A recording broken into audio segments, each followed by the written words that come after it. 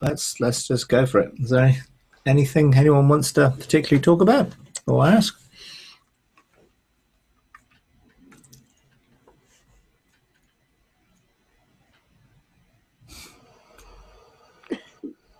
Everyone's quiet now.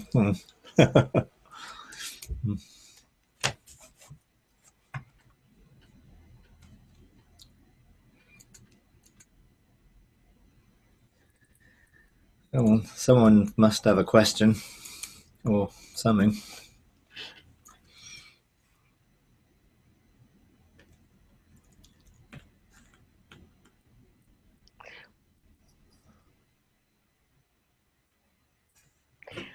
I know that you have been teaching on the Firestones, Yep. and I know that Anna has also, kind of led a group into an exercise in regards to the Firestones. Hmm.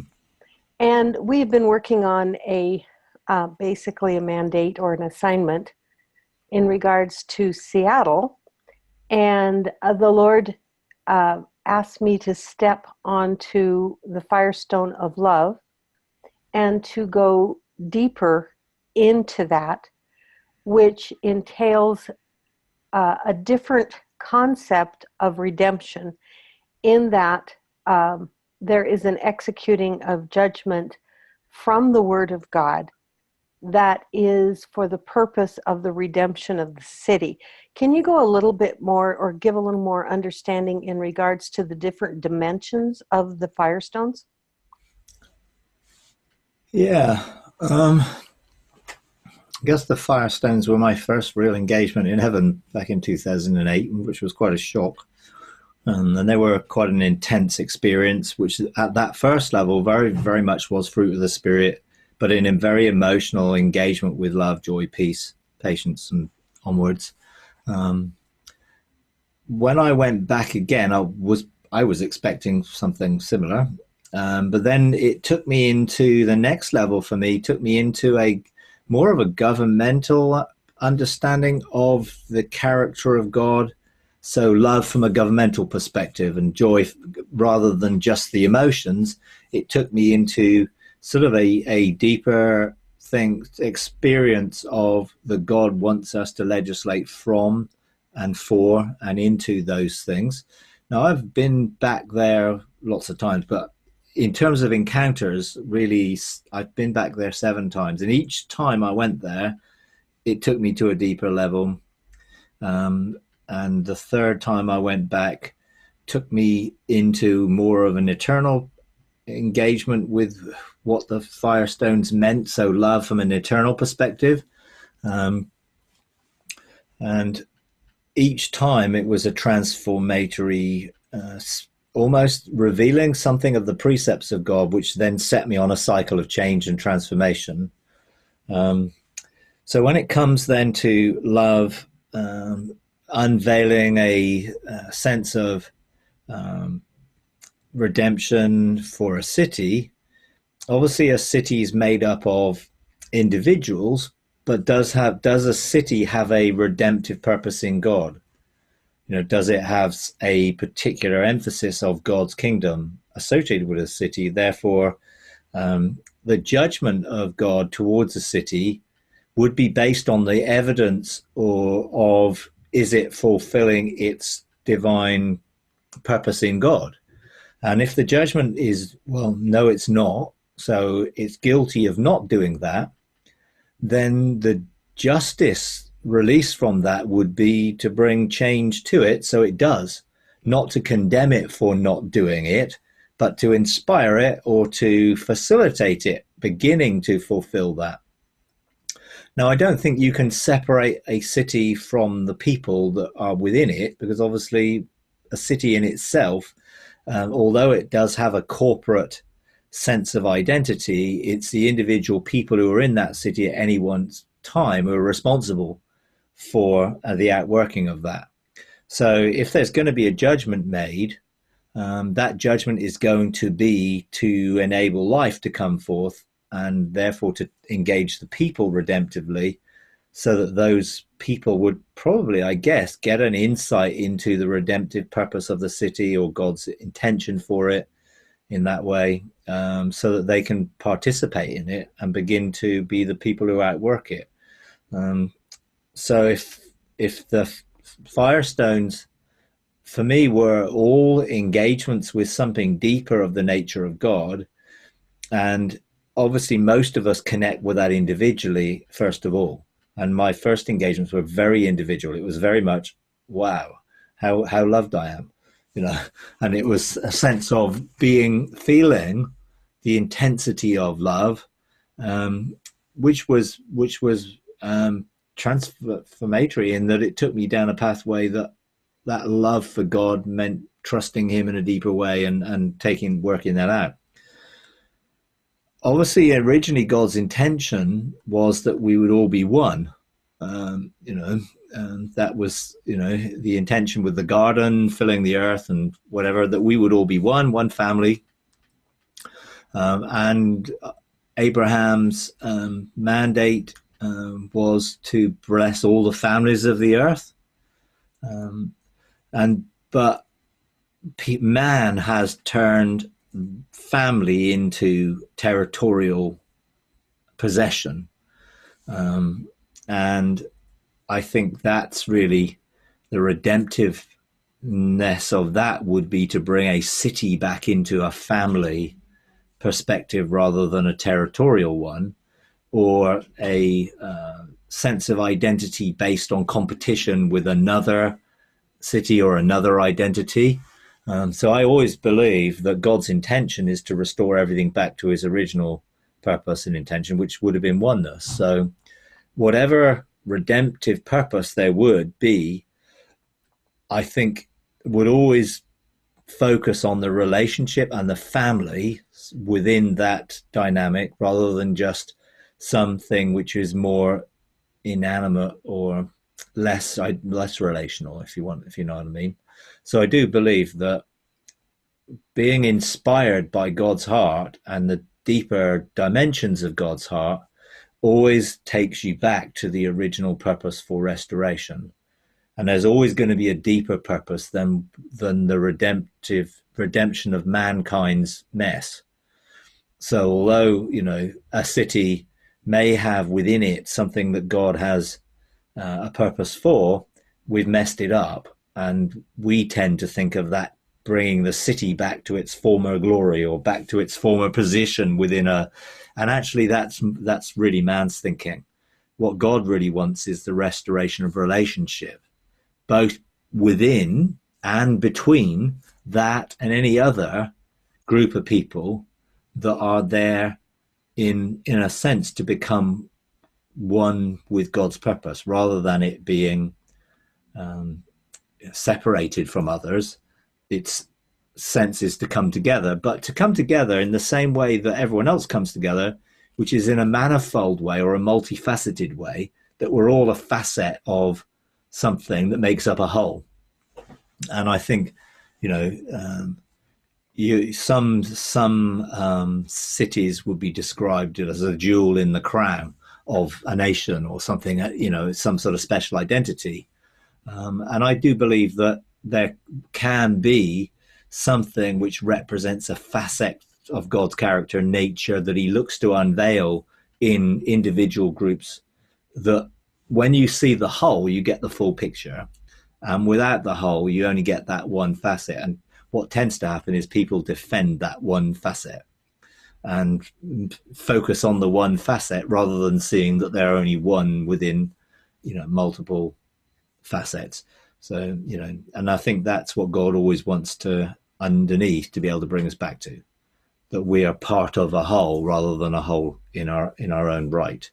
But, you know, there's always going to be a sense where how you release that judgment and what then you're then calling for to outwork that judgment is going to be the key. You know, and I think only engaging something deeper in God to find out what any redemptive purpose is will give you the insight into what specifically you do within that type of legislation for a city. But yeah, I'm sure there's lots more. I remember every time I went there, there was always something that got unveiled that took me into a challenge to change and to align and come back into purpose of God in it. So yeah, okay, Thank you. okay. Who's got the hand up there? Henry, yeah, you got your hand up. Or Mike. Hi, Henry. Hey, I wanted to ask about the everlasting doors. I listened to I heard you talking about it on one of the hangouts or on something, Mm. and I kind of realized that there's a lot that I need to know, and I don't know and I don't understand very much about these things, and other than that one time, I haven't really heard you elaborate. And I'm concerned about responsibility. Um, they're part of a blueprint. We one of the blueprints that we're out working in a bench that I'm on. There's Mm. everlasting doors associated with that, and it's Mm. kind of getting to the point where I need to have some understanding about um, how do I engage, or what's our responsibility towards them? Is there something that I don't know what to do? So Sure. Okay.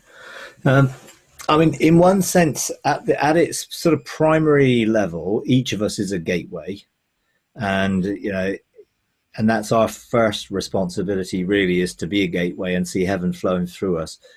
And I think individually, all of us have the ability to manifest heaven, create an atmosphere of heaven around us, and flow that. When it comes to more of the corporate sense, an everlasting door is, and there are a number that are sometimes geographically arranged that are designed for particular territories. And to open them um, is no simple matter because of all of the complexities of what's involved. And so I think it's like a process thing rather than an event thing. And when you're dealing with the realms of the kingdom of God, you have a number of factors within there which are trying to usurp the authority that we have in that area, and therefore dragons, giants, and kings. And some of the king things are really to do with the nations of the earth that set themselves up in opposition to God. And therefore, Ian Clayton does a teaching on it about the Ites nations and their individual type, sort of characteristics that were outworked in those days in contradiction to God's purpose. And therefore, they, in a sense, are representative of forces that try and stop us administrating the everlasting doors and that keep them shut. Um, and I think you have to deal with that bench of three in that realm of the kingdom of God. So the dragons, giants, and kings. So that you're on your mountain, you have mountains of authority which then direct you to the everlasting doors that those mountains corporately may well have connection to. And therefore, you need to have authority in that realm, having dealt with any obstacles or hindrances, to then have access to the everlasting doors. That's just sort of the first step. The second step, then, should you get access to them, opening them without the atmosphere being dealt with really doesn't really do anything, because basically pouring out that into the atmosphere just blocks it. So if we're going to open them and see a more corporate manifestation of heaven come into the earth, then we have to have somewhere for that to land.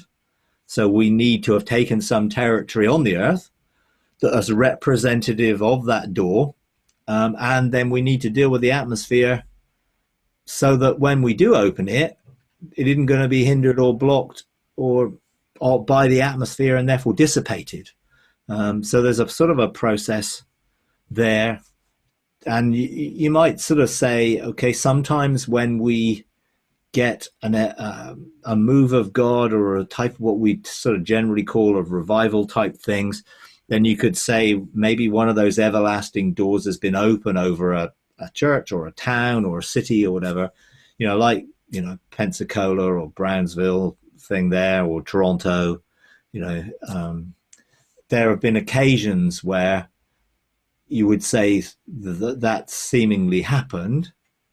And that may be something more sovereign in relation to sort of prayers of the saints filled up and something happening. I mean, obviously revivals in the past, often been associated with people praying, interceding, really looking to call for heaven to be open and whatever. And I think you have many things in history where that has taken place. But usually people end up blocking it by falling out, arguing, usual stuff people do, which then shuts it off or shuts the door. Now, well, obviously, if we want to open everlasting doors, we're responsible to administrate what's going through it into the earth. And I don't think that's going to happen in a random sort of, okay, let's open one and see what happens type of thing. I think it's got to be much more strategic and specific, and maybe with a direct mandate for a particular area or for a particular thing that you can then facilitate it. And sometimes there are a number of everlasting doors relating to the same area geographically. So it's not just like one covering a square mile or whatever. I think it's a bit more organic than that. Some people think that they may also relate to the ley lines that are on the earth and would have been where the glory of God was poured out into the earth in previous time, and therefore there's still a residue of that. And when we open those doors again, they need to be connected up into God's original intent and purpose for them. I think if we're going to do it, there's, I don't think there's anywhere on the earth where they've been opened permanently and are being legislated for. I think God has opened them and then closed them. And if we're going to open them and keep them open, then I think we do need to have a level of responsibility and maturity to be able to facilitate that. And I don't think that's likely to be one person. That's why it is more associated with benches of people and more corporate dynamics than just individual ones. I don't think we've got a bench of three. We've got a everlasting door like over us as an individual. I think we are a door individually, but corporately, I do think they are there to be opened in the right time and season for the right purpose, when we know how to legislate that purpose and remove all the hindrances and blockages that are usurping our authority. I think there's a sense where, be lifted up, oh, you gates, heads and gates. And there's something about the position that people are lifted up into to legislate for that, which I think is part of the process. And, the key to it was the King of Glory coming in. So it's always about the presence of God manifesting in a more dynamic way for a particular purpose. And in a sense, I'm not quite sure where Henry went then, but in a sense, that it depends what that purpose is, and I think that's the key to outworking it, is what's the purpose of opening it, and is it time limited for a particular season, or is it an ongoing thing where when they're open and we'll really start to see the river of life and everything poured out into the earth in a way which I would guess, that's, I guess, what we'd all like. But I would imagine that there may well be strategies and things that we need to be aware of. And there may be certain things that we open and then close for particular seasons or cycles of seasons. And who knows, really, until you get a mandate or clear what it is. I don't think that, from my knowledge, I don't think there's anywhere on the earth that's actually having that level of authority, having dealt with the atmosphere and has embassies on earth ready for that everlasting door to be poured into yet. But we've got to start somewhere, and we've got to look to begin to legislate for those things, and then someone's going to have a willingness to take responsibility with others to keep it open and to keep facilitating it. So yeah, I mean, in terms of the mechanics of it, because in a sense I don't think I've ever seen anyone open one, and I've never opened one, then I don't really, and I wouldn't know the mechanics of how you actually spiritually do that. But I would imagine it's going to be the same as everything else. You have a mandate, you use the mandate, you make declarations and decrees for that mandate being fulfilled, having occupied the position that enables you to govern that and rule it. But as I say, I think there's a few things you have to do in process to get to that point. And like most things, everyone, people look for a shortcut. So, let's pray and get God to open up the heavens. Well, in that sense, that's not what opening up the heavens really means. And for that, but it is something which we need to go there and do, rather than just ask God to do, because he's wanting to teach us as sons to be able to be responsible for that and be lifted up into those positions to facilitate. But I haven't got any more specific really details on it, because I am, as I say, I don't think anyone's doing it. Some people might be trying, maybe, I'm not sure, but the result, when you look around the earth, there isn't that much when you can see a result of it.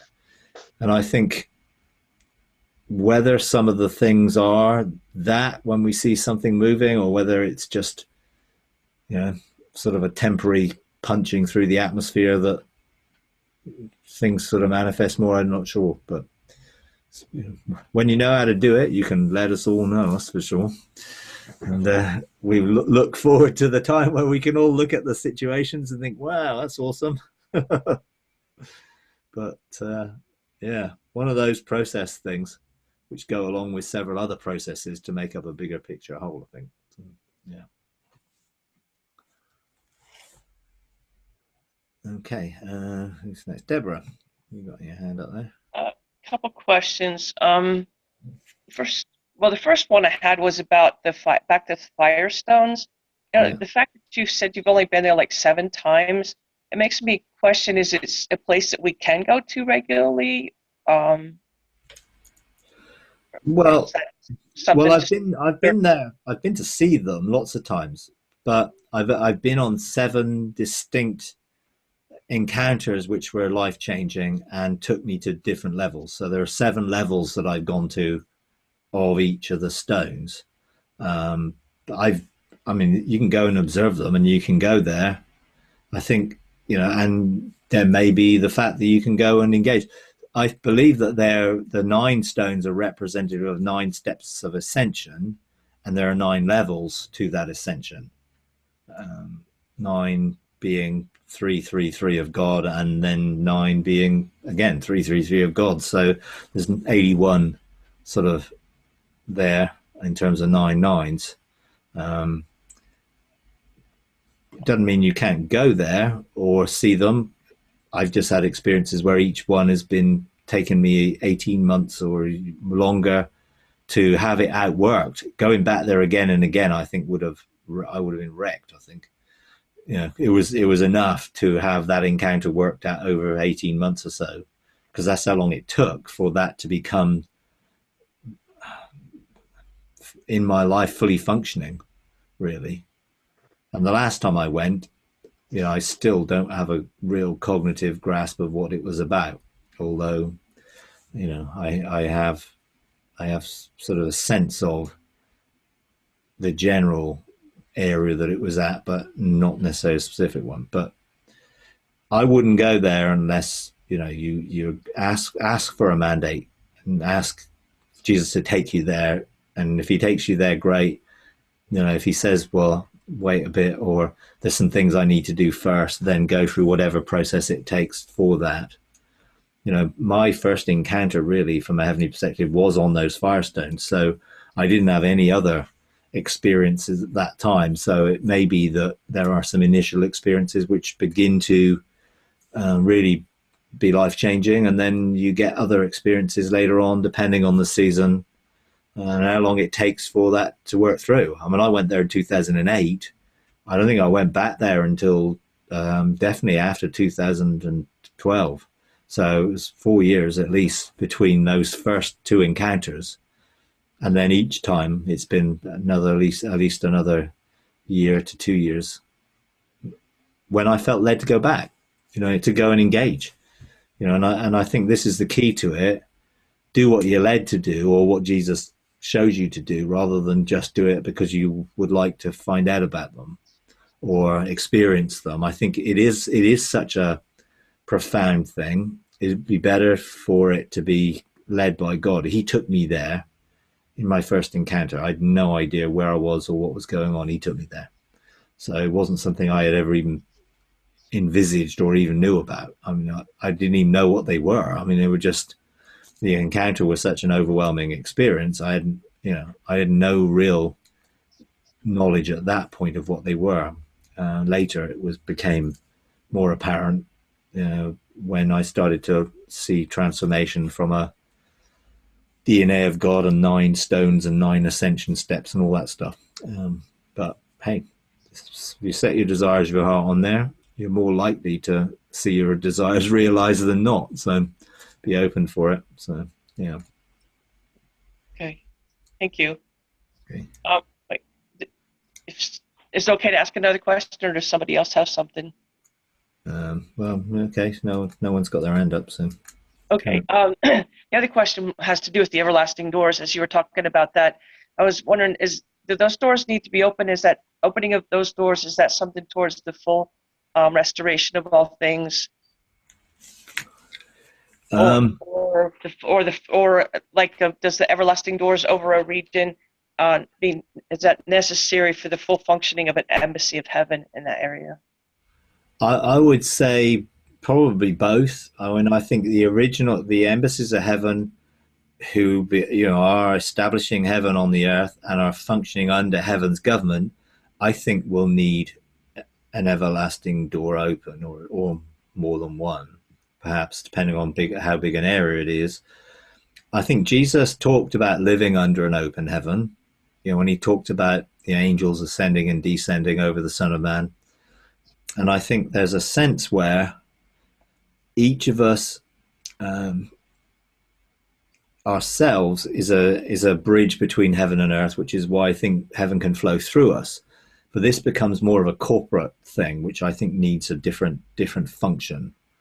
And if we're going to see the full glory of God fill the earth and cover the earth like the waters cover the sea, and the kingdom of God filling the earth, then I think those things are going to need to be opened, because that was how they worked originally. So if we're going to see things restored, it's got to be restored to God's original intention, and those doors would have been open in God's original intention, and the glory of God pouring out on the earth in a way which is very, very different from what it is now. So I would certainly envisage that happening as part of the process of restoration, and certainly as establishing heaven on earth in terms of embassies. They're definitely going to need, you know, a clearing of the atmosphere and everlasting doors open for that. Yeah. All right. Anyone else got a question?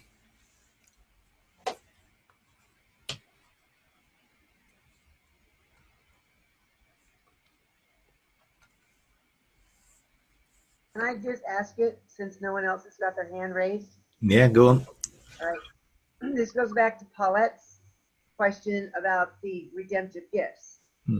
We were talking about those. I mean, it seems like people focus on just, oh, you've got one. You might have, you know, you've got a main one, and then you've got maybe 2 or 3 others. You might have a tiny bit of, but it seems like that as we mature, we should have aspects of all of them. Do we really function out of only one? No, I don't think you can function out of only one if you want to be a fully mature son.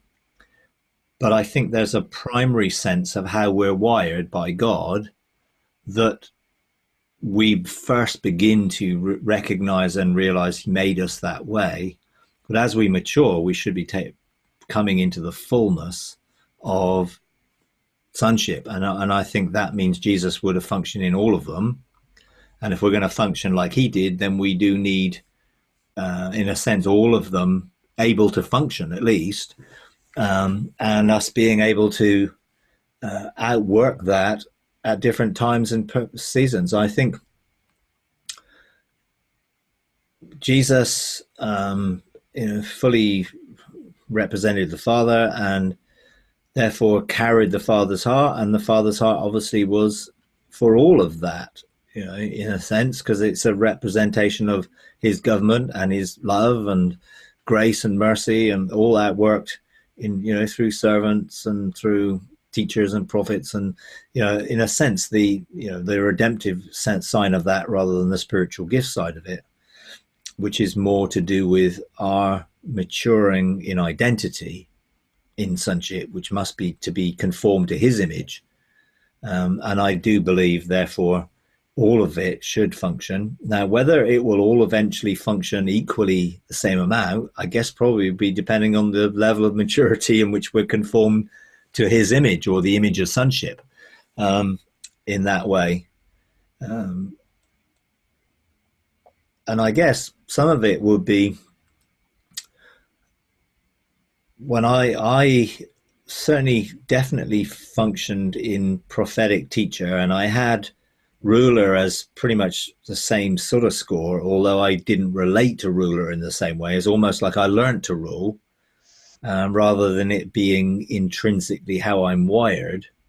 But as I've become more mature in sonship, the rulership aspect has become, on a par with the others, because that's to do with legislating, and it's to do with government and kingdom and everything else. And of course, you can't rule without being servant-hearted, because we rule not over people, but rule to bless people.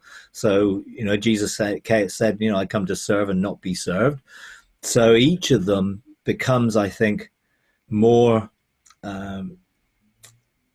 sort of more broadly or more rounded as we begin to actually function. I don't think it's something that you can just, okay, I'm going to get all the redemptive gifts working. They're almost like outworked as we mature in what we're doing, and we're given government. Well, you can't govern effectively without coming from a servant heart, but if you're not in the position of government, then the servant heart may not be as important, because you're not needing it at that point. There may be people who are servants who don't have any connection to ruling, but when you serve, you are effectively ruling. So they're all connected, and they interact, and I think they begin to, in a sense, inspire each other. They sort of facilitate each of them increasing. As one increases, it will have an effect to also empower another area as we mature. And I think we can't really do without any of them, if we're going to be fully functioning like Jesus. Whether when we are, we will still have sort of something that relates primarily, maybe, in a way of thinking. I'm not sure, but hey, our minds need to be renewed, so we can't just be relying on one way of thinking either. So definitely an ongoing process, I think, redemptively. And it'd be interesting. I when I first did the surveys, there are two surveys, and one is more about how you think, and one is more instinctive about how you respond or how you act. And they're slightly, questions are aligned with thinking or acting. And when I did them first, felt quite clear. I wonder if I did them again, whether it would actually be less clear now and actually more difficult to actually define one or two above others, because things have changed. Maybe I'll go back and do them again, and see if there's been a more broadening of them than once. Than when I did them. I did them what? I don't know, 2010, 11.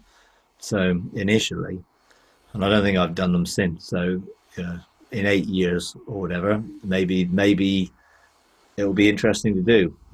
I will put that on my to-do list of actually going back and doing the surveys again. The difficulty is not trying to do it from what you think it should be, but from almost the first thing that comes to you, rather than thinking about it too much. And I wonder which one, and I think that when you're doing those sort of surveys, it's always best to go with the first instinct and don't overanalyze or think about it, because I think you can almost, from the phraseology of the question, you can sort of, I should answer like this, rather than, well, I answered like that. And I think that's interesting. So whether I could go back and do them effectively and I'll have a look, see what happens. But definitely, I think we need, if we're going to be like Jesus, we definitely need to function in the fullness of how he functioned.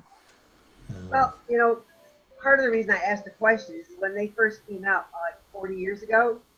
It's been a long time ago, and I took them then. And I had 3 that were just like all 3 exactly the same, and everyone kept saying, no, you have to be one. There's only going to be one. And I'm like, well, I can't force myself into a box of only being one. If I have 3 that are really even, and that really hasn't changed. But I was looking at them again, and I'm like, okay, wait a minute. This is starting to morph. So what you said explains that. Thank you. Yeah. And I think, the sort of Arthur Burke teaching on it all, he's probably coming from a slightly less mystic type of a thing than I would be. So in a sense, he may well have a slightly different angle on it or take on it, possibly. I don't know. But hey, it's certainly something which I think is helpful in understanding each other and encouraging each other, I guess. And if there is a weakness that we have in areas, do we want to remain weak, or do we want to get better in that area? And I think, that does, I think, depend on this time and season that we're in, because I wouldn't want to be trying to push to get my weaknesses improved and then not outwork my strengths. So I think there's a balance there, in that generally we should be becoming more like Jesus and therefore more representative of a son. And I think that must carry definitely more than one, without a doubt. Okay. Anne, you have a hand up there. Yeah, hi. Can you hear me? Yeah, I can. So by way of disclaimer,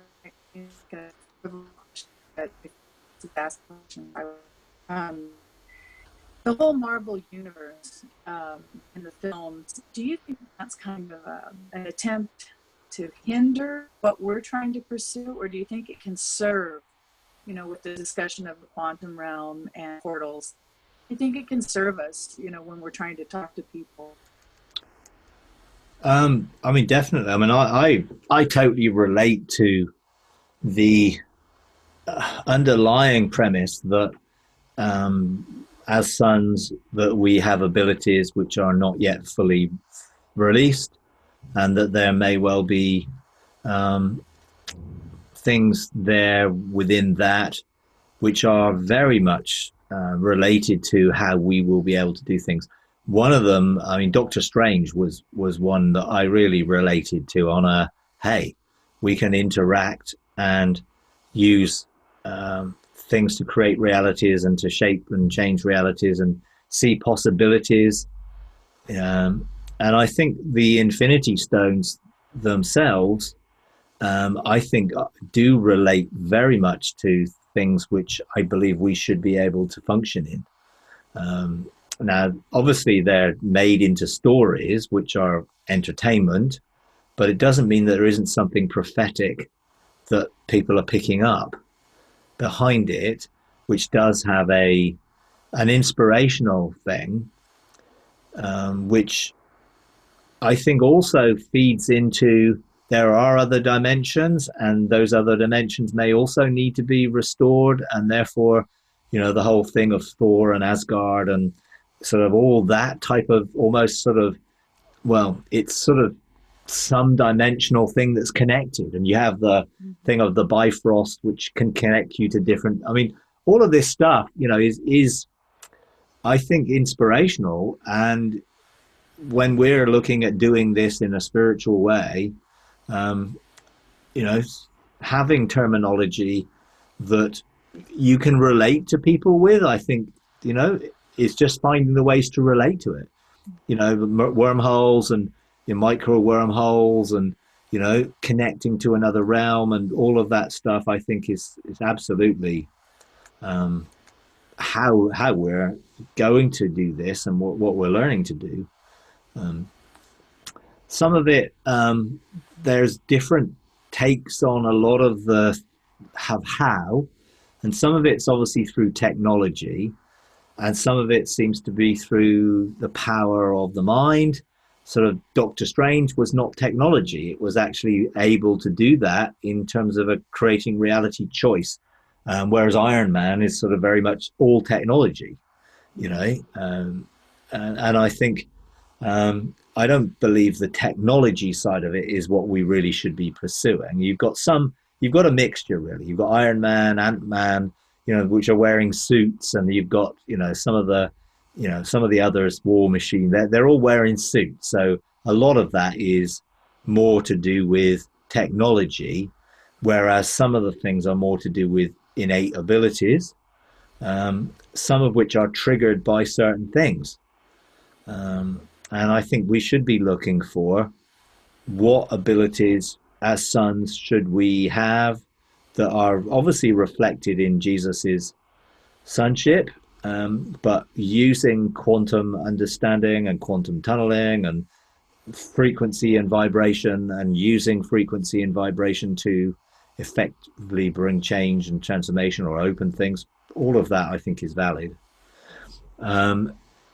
Whether there are abilities that Adam and Eve had that are sort of innately, well, they're there, but they're switched off, and they could be genetic, and those genes were switched to stop us accessing them, but they may well be switched back on if God intended us to have them.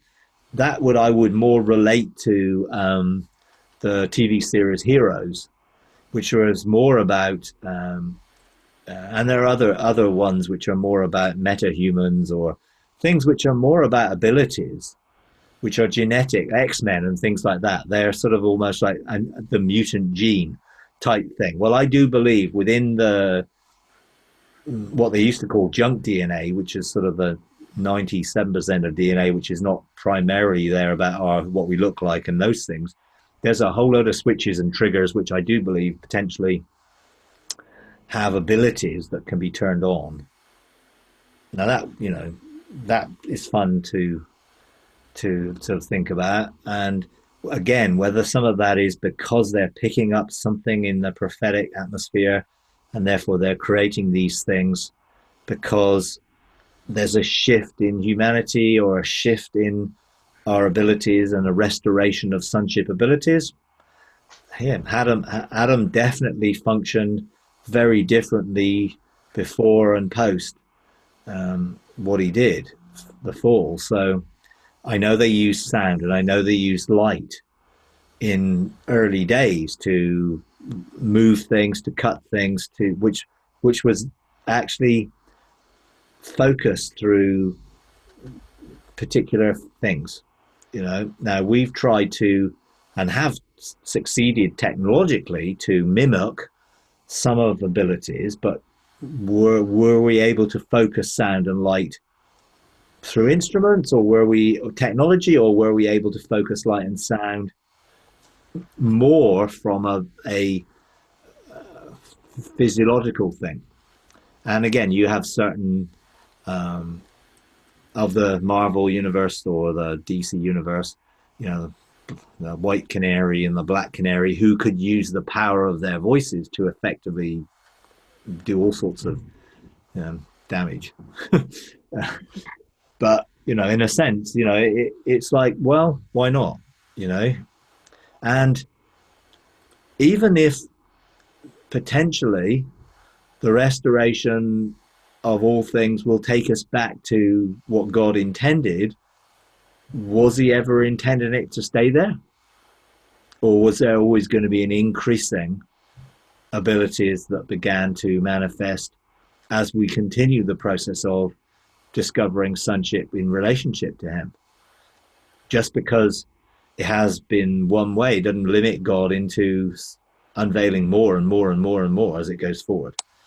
And yeah, I think some senses of technology are what we've tried to develop to mimic what was already there organically, but there's also other organic type technology that we can interact with with everything at its particle level,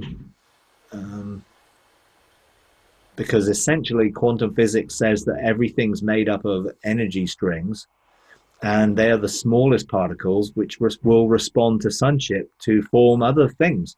So I don't believe we're going to be building embassies of heaven out of bricks and mortar, but actually manifesting them out of the quantum realm, calling energy, matter to come into alignment as particle strings to form everything, because everything is formed by those basic strings.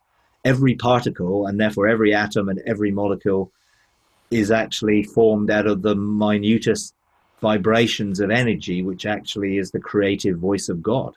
And they will respond to us. So they will respond to our voice of sonship. We just have to start learning to focus and to see reality and creation itself respond. So yeah, I do believe it's something that is useful. You know, some people are more drawn to those things than others, but I do think it's a helpful intersection with the world to be able to connect and have discussion and conversation, particularly quantum physics and, you know, the unseen realm and things. You know, I think there is something there which is just uncovering what God has done, how he's done it, and how we can do it, which, you know, people are more open to. And those type of films and things, I think, are creative in that they stir the sense of possibility within people to dream or to, you know, imagine or to desire. And wouldn't it be great to do that? Not quite sure about turning into a great big green thing, but, you know, but some of the others, hey, you know, I think there is something there which certainly, you know, connects to me. I definitely connect to it, relate to it spiritually, and God speaks to me through it a lot. So yeah, he used Stargate SG1 for me to help me conceptualize things, and well, it worked. It helped. Absolutely. I mean, and the same with me. I mean, I love the Stargate universe, and there are things within it which were about ascension. You know, the Ori, who were, you know, living, and, you know, Daniel ascending to another level of consciousness. And I think all of those things were, you know, there. And it's obviously related to this sort of ancient alien type thing as well. Right, whereas, you know, incursions into the earth, and you could say in terms of the Watcher Angels, and, you know, it's got enough. Their explanation of God, you know. Yeah, some of it, yeah. But they also had there within it a different level of consciousness, which they weren't able to sort of define in some way. So yeah, I think they're all good, and it's good. It's good, sort of stimulating things to get you beginning to believe beyond the normal of everyday life into something more, and something we would call supernatural. But in reality, supernatural is just a name that defines something that's outside of what people call natural. But science is in a sense defining some of the supernatural as, well, yes, you can disappear or become invisible or transport or transrelocate. It is possible through quantum tunneling. So they put a name on it, which is great when you can relate that to Jesus and the Bible. Hey, Jesus quantumly tunneled through here and came out the other side. Or, this guy was able to be transported through engaging in the spiritual realm and coming out in the physical realm somewhere else. I mean, all of that, years ago Christians wouldn't even have been contemplating that sort of discussion. But I do think we're beginning to get back a lot of what has been robbed and stolen and put off limits by religion into, hey, this should be normal everyday life, really. So, yep. Paulette. Yeah. Well, I'm a very practical individual, and I'd like you to address the mystical piece and how it applies to the practical piece, or to the mystical into the natural. Because I know that a group of us has been working on various mandates. We've seen dragons.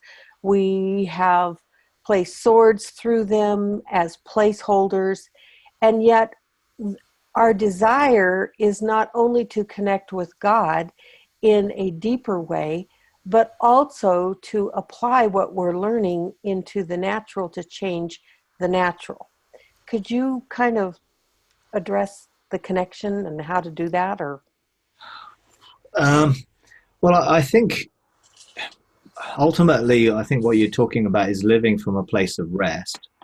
So you're living in a place of intimacy, rest, identity within God, which is the sort of the face-to-face trust relationship that develops from that sort of experiences that come as we meet God face to face, which I believe begins to connect us to sonship.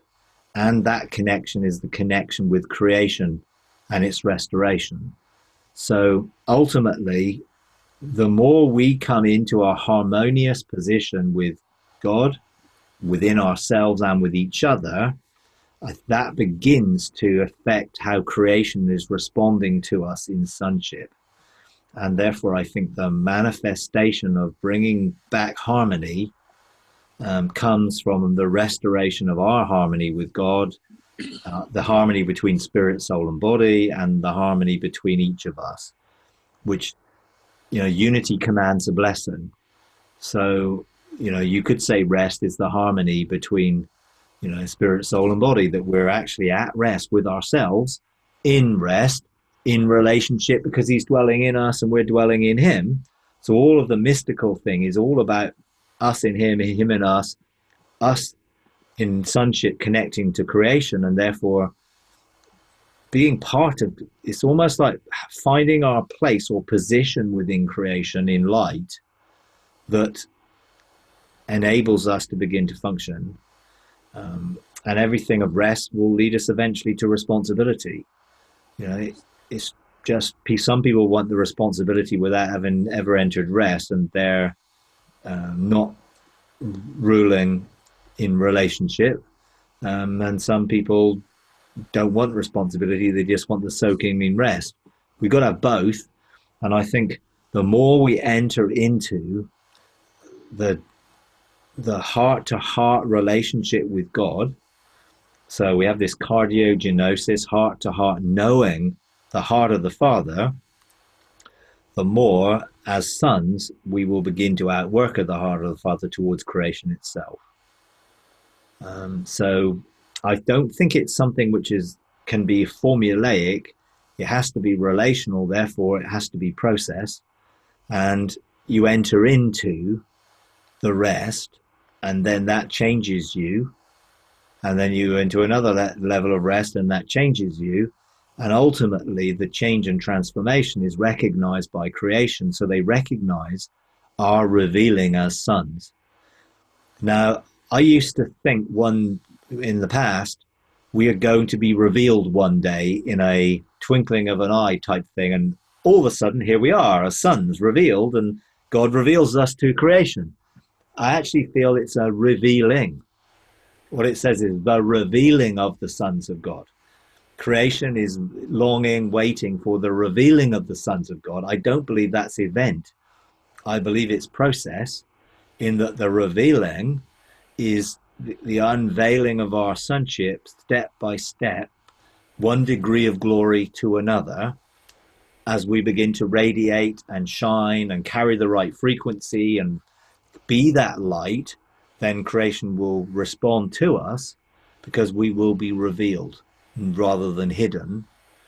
And I think that in itself the restoration is not an event either. It's a process, and it's related to our restoration, and it's related to the degree of frequency light that we're beginning to align with, radiate with, resonate with God himself. The more we become like him, the more creation responds to us, and the more creation begins to become free. So creation itself is set free from its bondage to corruption into the freedom of the glory of the children of God. It's not into the glorious freedom, as some versions say, which totally changed that whole meaning, because all it means is the glorious freedom is glorious. Well, actually, it doesn't say that. It says into the freedom of the glory of the children of God. So it's our essence being revealed out of relationship with God and living in that place of rest, which creation itself, which is disharmonious and not at rest, will begin to come into rest as it resonates with us. So the more we're resonating rest, the more creation will start to come into alignment with rest and begin to come together in agreement, if you like, with us.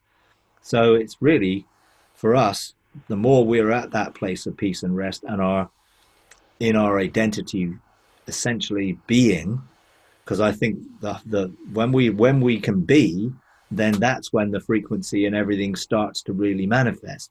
When we're trying to be or trying to become, then we're in a process. And I think the more we can be, the more at rest we are, and the more creation will respond to us.